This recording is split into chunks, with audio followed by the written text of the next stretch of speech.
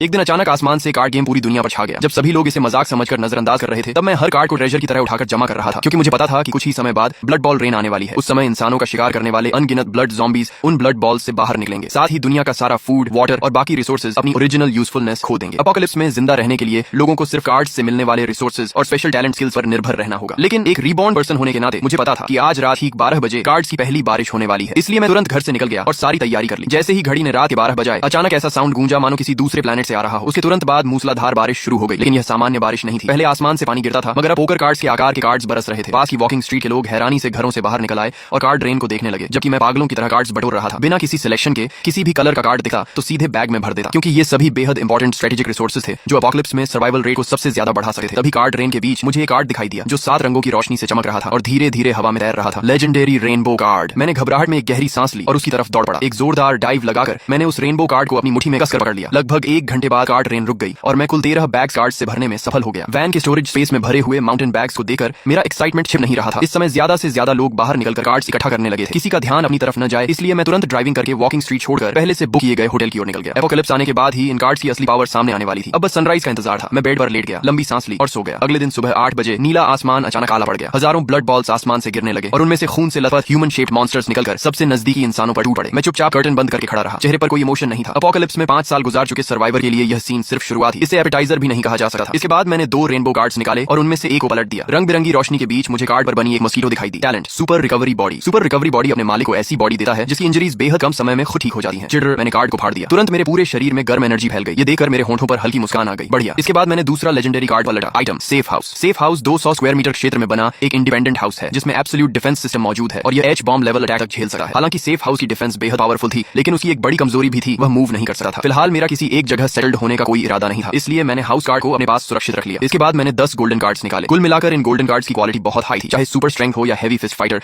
दोनों ही golden cards के T0 level talents थे। तभी अचानक रूम का डोर जोर से टूटकर खुल गया। मैले कुचैले कपड़ों में एक महिला अंदर गिर पड़ी और उसके पीछे 3 ब्लड ज़ॉम्बीज दौड़ते हुए आ गए। वह यंग वुमन चीखते हुए मदद के लिए हाथ बढ़ाने लगी। मैं आगे बढ़ा और सिर्फ 3 पंच में उन ब्लड ज़ॉम्बीज को खत्म कर दिया। महिला इतनी शॉक थी कि काफी देर तक जमीन पर पड़ी तीनों ब्लड ज़ॉम्बीज की बॉडीज को घूरती रही। फिर उसे होश आया और उसने कहा धन्यवाद। मैं उसे देखकर थोड़ा चौंक गया। लिन वार्नर। कितना अजीब संयोग है, अपोकलिप्स के पहले ही दिन उससे मुलाकात हो गई। सच कहूं तो उसने मेरी जान बचाई थी। पिछले जीवन में उसी की मदद से मैं मुश्किल से जिंदा रह पाया था। बाद में हमारा कम्युनिटी एरिया ज़ॉम्बी टाइड द्वारा डिस्ट्रॉय हो गया और फिर मैं उससे कभी नहीं मिला। तभी लिन वार्नर ने हैरानी से पूछा, तुम मुझे जानते हो? बड़ी स्टार हो तुम। मैं तुम्हें कैसे नहीं जानूंगा। मेरी बात सुनकर उसका टेंशन थोड़ा कम हो गया। उसने पूछा, क्या तुम बता सकते हो कि यह सब क्या हो रहा है?